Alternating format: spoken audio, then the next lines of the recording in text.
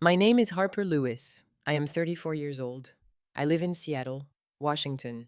By day, I am the chief financial officer of a company that designs fancy interiors. By night, I am Mason's wife. He was my boyfriend in college. I once believed he was the love of my life. We had been together for 11 years, married for 6. There was a time I thought nothing could ever break our bond.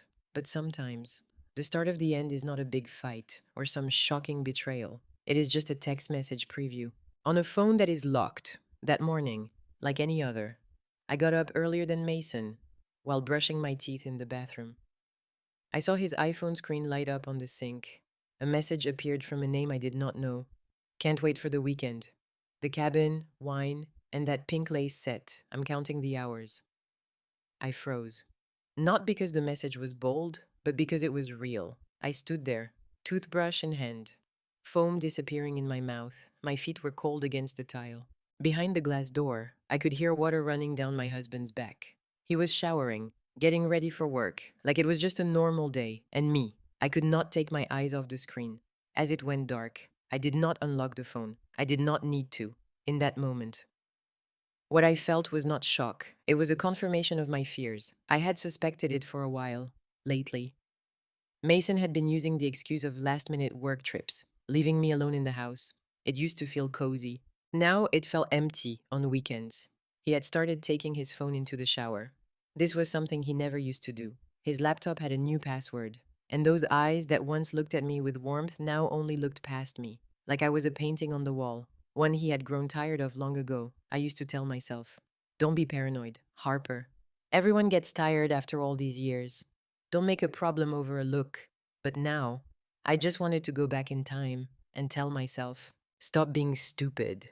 I washed my face, dried my hands, and did my makeup like always. My hands did not tremble. Instead, I felt a strange emptiness, as if I had just stepped out of my own life and was watching it from the outside.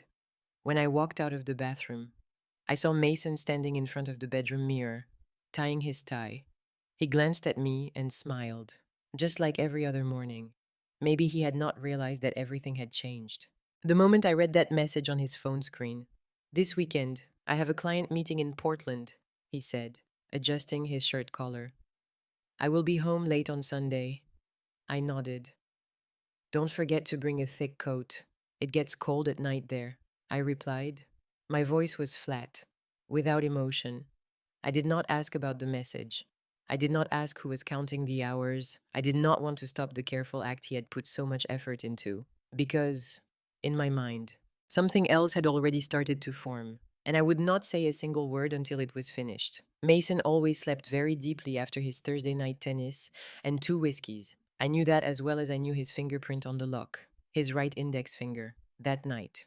Once Mason had fallen asleep, the smell of whiskey and shampoo is still in the air. I quietly took his phone. I gently put his hand onto the sensor. Click. The screen lit up. A chill went down my spine, like the winter wind of the lake by the cabin, where he once promised to build a balcony for us. The message about the pink lace set was just the surface.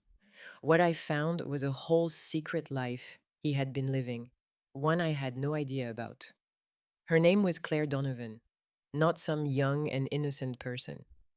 Claire was a sales representative for a company that makes medical devices. She was about 38 years old, living in Tacoma. She was smart and quick witted. She had experience. And more important, she was married. His name appeared in an older message. Tyler will be in San Jose all week. The cabin is all ours. Tyler Donovan, her husband. I quietly searched for him online. I typed in his name, and there it was. His LinkedIn profile, Tyler Donovan. 41 years old. He was an expert architect, specializing in buildings that use resources wisely. He had his own company in Bellevue. His profile picture showed a tall man, light facial hair, and a tired but kind smile. I did not sleep that night. Each message felt like a knife cutting through old memories. Every time Mason said he was going to a training in Portland, every night. I sat alone looking through files, with only the sound of the dishwasher in the background. The next morning, I sat in front of my computer, writing and rewriting a message at least 15 times, before finally sending it. Hi, Tyler. This is Harper Lewis, I believe my husband, Mason Lewis, and your wife, Claire Donovan, are having an affair. If you are open to talking, I can share proof. My number is 20655573321. My hands were wet with sweat the moment I hit send. 3 hours later, my phone rang. His voice was deep and strangely calm, but there was a slight shaking under it. Is this some kind of joke? I wish it were, I replied. My throat was dry. I have texts, photos, and their weekend plans at the Chelan Lake cabin. A pause. What do you want to do? He asked after a long silence. I gripped the phone tighter. Then I spoke slowly. Would you want to meet them there with me before they open the wine or take off their coats? Tyler did not answer right away. Then finally, he breathed out a long time. Okay, let's meet first. I want to see what you know. We agreed to meet Saturday morning at a small cafe in Ellensburg. This was halfway between Seattle and Chelan. I arrived early, sitting in a corner seat, facing the parking lot. It took just one moment to recognize Tyler when he walked in. He had a tall build, a light brown coat, and he walked like he carried the weight of winter behind him. He sat down, without small talk. I placed my phone on the table. I opened the message conversation between Mason and Claire and handed it to him with every swipe of the screen. I saw his hand tighten when he reached the photo Claire had sent, her toes on the wooden floor of the cabin. A floor he knew right away was his own design. He leaned back, eyes closed. I thought it was just work, just distance, he whispered. She never wanted to see a counselor. Now I know why. After almost an hour of talking, Tyler said, I still have an extra key to the cabin. Claire does not know I kept it. I nodded. Mason thinks I am on a work trip in Spokane this weekend. He has no idea I am anywhere near here. Then we'll get there first, he said, looking directly at me. But no yelling, no drama, just let them see us. And the truth. I tightened my grip on the coffee mug and nodded. The plan came together, from the broken pieces inside both of us. We were the ones who were betrayed. No shouting, no chasing, just being there. Timed perfectly, like holding up a mirror to the lies they had tried so hard to hide. We agreed to meet again Sunday morning at the cabin. They were planned to arrive at 6 p.m. by 10 a.m. Sunday. I was driving up to the wooden cabin. It was located among pine trees, along Lake Chelan. The air was cold, but there was no snow. Everything felt clearer in this crisp morning light, the truth, the pain, and the plan we were about to carry out. Tyler was already there. His silver car was covered with a light dust near the steps. He was inside, holding a mug of hot coffee. His eyes were fixed on the still water of the lake. When I walked in, he nodded, a simple, familiar gesture, as if we were not strangers, brought together by betrayal. Did you sleep? He asked. His voice was low and soft. I am not sure. Maybe I closed my eyes for a few hours, I replied, setting my bag down on the wooden chair. You? No, but I am used to sleepless nights. Architects work best in silence. We sat quietly for several minutes. It was not awkward, just two people quietly dealing with the damage inside. Then I spoke. The last time I was in this cabin was 3 years ago. Mason and I came here after one of his long work trips. This is where I lost our first baby. Tyler looked over at me. His eyes softened. Claire wanted kids too, but after 2 times failing, she stopped talking about it. I thought it was because she was sad. It turns out she had other distractions. We did not cry. There was only the steady sound of the electric heater and a wind moving through the trees. Do you think we're going too far? I asked, though I already knew the answer. No, Tyler said. If this were about getting back at them, maybe. But this is about making them face reality. I nodded. It felt like an unexpected group therapy session. We started getting the space ready, not as a trap, but as a way to show the truth. I wiped down the long wooden table in the living room, where Claire and Mason often sat, planning their so-called work weekends. Tyler brought in a bottle of red wine from his car. It was Claire's favorite. I set out 4 crystal glasses, the kind Mason always packed, as part of his proud, refined taste ritual. We arranged 2 chairs facing away from the front door, so they would have no choice but to face us as they entered. The lights were adjusted to a warm yellow-orange color, not too bright to cause tension, but clear enough to see every expression on their faces. How do you think they will react? I asked as we sat down, looking around the room. Like we had just finished preparing a play. Tyler shook his head. Claire will cry. Mason, I'm not sure. Maybe anger. Maybe begging. But I promise you, he's not ready for the fact that both of us know everything. We spent the rest of the afternoon talking about ourselves, not just as the people who were betrayed, but as people.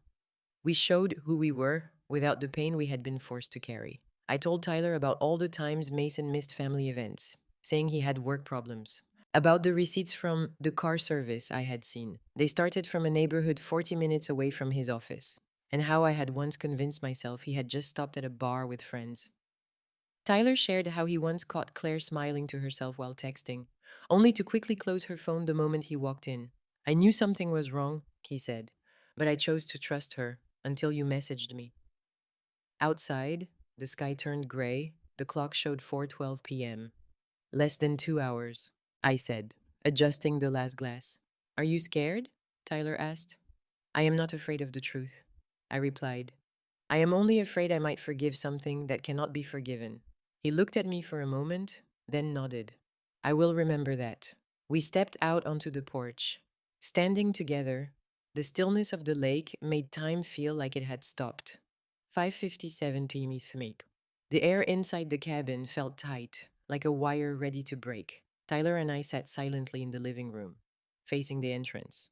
Two wine glasses rested on the table, beside the bottle of red. Claire once called it the only thing that makes a weekend feel special. On the armchair across from us sat a thick envelope. It was filled with everything we needed: printed messages, screenshots, credit card statements, and a voice recording of Mason's assistant. She casually confirmed Mason did not have any meeting in Portland. We heard the sound of tires on gravel in the distance. Tyler looked at me. I said nothing, just nodded. A black SUV drove up to the steps. Mason stepped out first. He had a leather jacket on. He held a suitcase and a gift bag. Claire followed, carrying a bouquet of pale pink tulips. They were laughing, free of worries, as if arriving at some kind of special trip for people who are getting married. The door opened. Claire entered first. Her smile froze instantly. Mason bumped into her back, then looked up, just in time for our eyes to meet. Mason dropped the gift bag. Inside was a bottle of champagne. It rolled across the wooden floor and shattered. The strong smell of alcohol filled the room. Claire's mouth fell open. The flowers slipped from her hands. The petals scattered widely, like a picture of what had just happened. An illusion broken apart. Welcome to your weekend getaway, I said. My voice was light. We have prepared wine, chairs, and the truth. Mason stood, frozen, lips pressed tightly. Claire stepped back half a step. Her eyes quickly looked at Tyler for help. Harper, it is not what you think. Mason began. It is not. I tilted my head. Then what about the texts about the cabin, the wine receipts, and the car service confirmation to her neighborhood? Are those not what I think either? Tyler stood. And what about me, Claire? You said you were going to a seminar with a female coworker. You even texted, "Good night, miss you," before turning off your phone. Was I imagining that too? Claire broke down crying, covering her face. Tyler, please don't. No, he said. His voice was strong. Don't what? Don't stand here and face you. Don't hear the truth. Don't watch my wife cheating in the very house I designed with my own hands. I stood up and took the envelope from the chair beside me, placing it on the table. I did not come here empty-handed, I said. My voice was steady. I spent the last 48 hours gathering everything. Call history, messages, photos from the company wedding. Claire and Mason both went to. The one Mason told me was just with the guys. Claire turned pale. Mason grabbed the envelope, flipped through a few pages, then threw it down after only seconds. His eyes were red from anger. You were spying on me. I looked at him directly. I was checking the truth. Because I had been suspicious for too long. And because you were so careful, I had to be. Claire fell into a chair. Her hair was messy. Tears were running down her cheeks. Tyler did not move towards her. He turned away, staring out the window, like he needed air. Claire, How long? He asked, still not looking at her. 7 months, she whispered. I felt a tight knot in my chest. Mason clenched his hands, stepping towards me, as if to explain. Harper, I was wrong. But that does not mean I stopped loving you. I stepped back. If the love you are talking about is the kind that brings another woman to the same place where I lost our child, then you can keep it. The room became silent. I looked at Mason one last time. You can choose to leave now, or sit and hear this through. But if you think there is any chance for forgiveness, then you have completely misunderstood who I am. Tyler looked at Claire, then turned to me. I need some air. I nodded. So do I. We stepped out onto the porch, leaving behind two people breaking apart. In the ruins of their lies. Outside, Lake Chelan was still calm, like it had been that morning. But for me, the wind had started to rise. We returned to the living room in silence. Claire and Mason were still seated, neither looking at the other. The air was thick, heavy, with things that were not said. I pulled a chair across from Mason. Tyler sat beside me, staring straight at Claire. No one spoke, not until I placed the second folder on the table. Did the atmosphere start to change? Mason, I said, eyes fixed on him.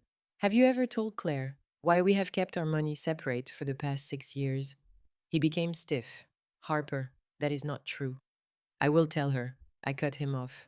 Claire, maybe you did not know, but Mason once owed over $42,000 from gambling debt.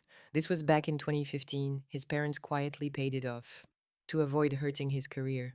After that, I had to keep my money separate, not because I did not trust him, but because I saw clearly how much he could hide. Claire turned to Mason, stunned. You never told me that. Because it has nothing to do with what is happening today, Mason said sharply. Doesn't it? I tilted my head, eyes locked on him. You cheated on me and tried to make it seem okay by saying I was too busy, too cold. But you forgot to tell your mistress that I have been the one carrying the financial load, paying this cabin's mortgage every month, while you were lying and playing cards with your old friends in Tacoma.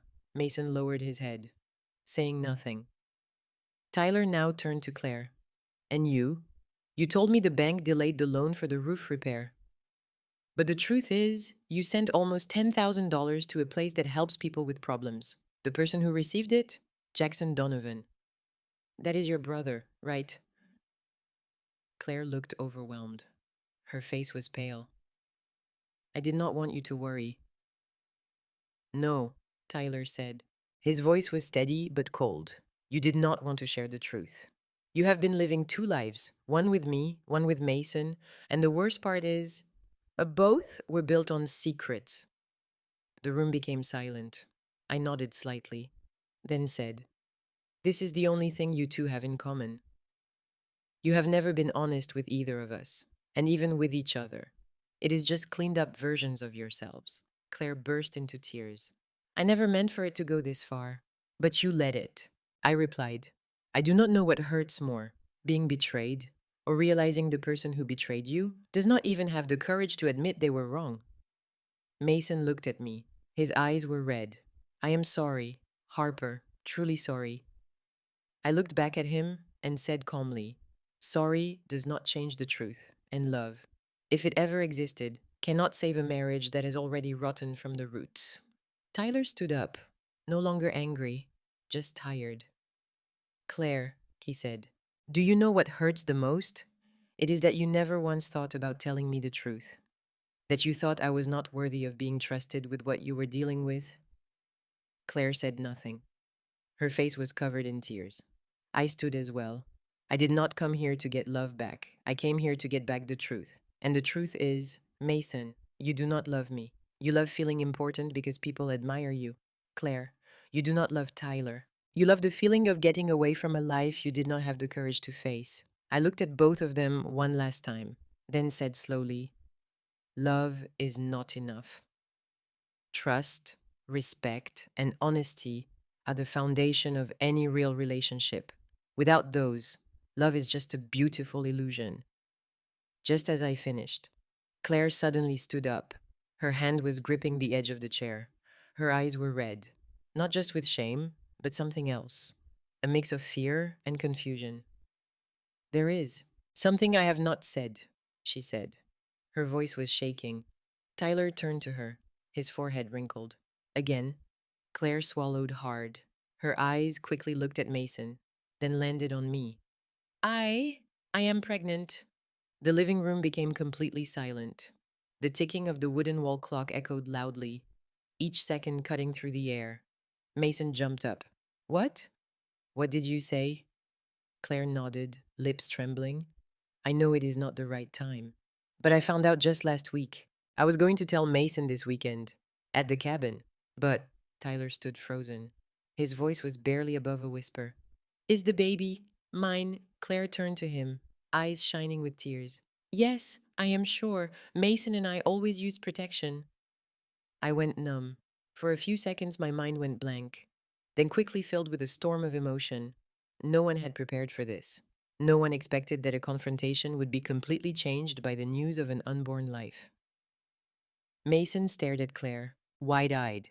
You are saying you are pregnant with his child? Don't call him his, Claire snapped, showing the first hint of being in control since she entered. I was wrong to cheat, but at least I never lied to you about how I felt. Tyler turned away, fist clenched. I looked at Mason. He could not speak. His angry look changed to something I did not recognize. Shock, humiliation, or just complete emptiness. I took a deep breath and stood. Looks like we have all had enough for today, I said, my eyes still fixed on Mason. And since everything is out in the open, I will not make this last. I opened my bag and pulled out a small folder, placing it on the table next to him. This is the divorce petition and all the financial papers I have prepared. I have transferred our joint assets into a separate account. It is legal. Everything has been checked by my attorney. I have nothing to hide. Mason still did not respond. You can review it or refuse to sign it right now. But I am not changing my decision. Claire sat back down, instinctively holding her stomach. Tyler turned to her. His voice was low but controlled. I will need time to process all of this. But if you are keeping the baby, I will take responsibility. The child is not at fault. Claire nodded, holding back tears. I know. And thank you for still being able to say that. I looked at them both, then turned to Mason. I don't know if you still have something to say, but if you do, now is the time. He raised his head, eyes red and tired. Harper, all of this, it is not worth ending everything over. We had so many good things. You are right. I nodded. We had so many good things, but the fact that you chose to trade it all away for some unclear emotional excitement with someone who is not even honest with her own husband means I have to protect the rest of my life. Tyler stood, polite but firm. I will head to the car. Harper, if you need anything after this, call me. I think we still have a few conversations left to finish. I nodded, thankful for his calm presence. Claire stepped toward me, hesitant. I know I have no right to apologize, but I truly never thought it would go this far. I looked directly at her. My eyes were no longer angry, just clear. The most dangerous people are not the ones who are clearly bad. They are the ones who keep telling themselves they are good, even while they are lying. She froze for a moment, then turned away. I picked up the folder, pulled a pen from my coat pocket, and signed the bottom left corner of each page. When I put the pen down, I felt lighter than I had in years. Lighter because I no longer had to try to keep together a marriage that had already fallen apart. Lighter because I no longer had to pretend to trust someone who did not deserve it. I looked up at Mason, the man who had once been my whole youth, the dream of a family I used to believe in. Good luck, I said. You are going to need more than that. Tyler and I left the cabin around 9 p.m. Inside, Mason sat still in his chair, and Claire was curled in the corner of the room, holding her stomach. Like the only thing left to hold on to was the life she had just said was growing inside her. No one saw us leave. No one needed to. We walked in silence. The sound of dried leaves underfoot reminded us that a part of life had officially closed. Tyler opened the car door for me, then got into the driver's seat. Before starting the engine, he glanced over and asked softly, Do you want to eat something? I know a little place in downtown Chelan that stays open late. Nothing fancy, but their chicken soup is pretty good. I laughed. It was a rough, unexpected laugh, but it was real. Yeah, let's eat. I'm starving. We sat side by side in a small diner. The warm yellow light shone softly over the old wooden table. Neither of us tried to figure out what had just happened. Instead, we talked about quieter things, like how Tyler once thought about quitting architecture to go to baking school, or how I had dreamed of opening a bookstore cafe in Santa Barbara, but let it go. After Mason called the idea unrealistic, after dinner, we said goodbye with a light handshake and a quiet nod. We did not become lovers, but that night, I knew I had gained something even more steadying, a friend, someone who had walked with me through the darkest night. 6 months later, I stood on the balcony of my small beach house in Port Townsend, holding a cup of hot tea, watching the waves hit the shore. The divorce had been finished in less than 2 months, thanks to how carefully I had prepared papers, proof, and clear information about money and property. Mason did not fight it. Maybe because he knew the longer it lasted, the more he could lose. I received most of the money and property, including payment for the old cabin, which I later sold back to Mason. I did not need to keep a place filled with ghosts. Mason lost his chance for promotion at the financial company. His boss, Bessie, she was a strict but fair woman, found out what happened through an event at the company. No one said anything officially, but slowly. He was removed from big projects, from being the next person in charge. He became the guy watching over Team B for a short time. Claire gave birth last week. Tyler texted me, "Baby is here, healthy, a girl, feelings are everywhere, but we are trying." Attached was a photo, a tiny hand wrapped around Claire's finger, and Tyler looking into the camera, with a softness I had never seen before. I do not know if they got back together as a couple, but clearly, they're learning how to be honest with themselves and each other, even if it is late. As for me, I live alone in a new house by the sea. It is not far from Seattle, but peaceful enough that I can hear the wind every morning. I changed jobs, no longer working as a chief financial officer, but as a financial advisor working for myself, on my own time.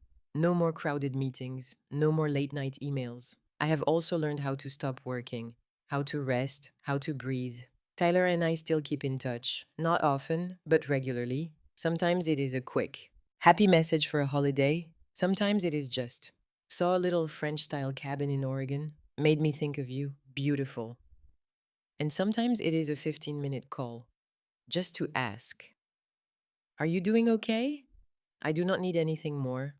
We walked through one of the hardest nights of our lives together, and even though neither of us says it, I know we are friends, a kind of friendship that does not need names, just a look to understand each other. That evening, I sat on the front porch, holding my favorite book, with a small music player beside me, playing a quiet Debussy symphony. I did not think about Mason anymore. No more pain, no more regret, only a quiet peace, like the autumn sea. I had survived what once felt impossible. And most important, I had found myself again. One early morning in March, just as the sun rose over the distant pine trees, I woke up earlier than usual, not because of an alarm clock, not for a meeting or a busy schedule, simply because I wanted to enjoy the early moment of the day. I had missed this for years. The light streamed through the glass windows, falling across the living room of my small home on the bay in Port Townsend. The space was filled with a soft golden light. It shone on the teacup in my hand, making everything feel strangely clear. I sat down in my familiar armchair. I put a light blanket over my legs and looked out at the sea, gently moving in the distance. My heart no longer felt heavy. And most important, I no longer felt like the woman who was left behind. I had divorced and started a new life.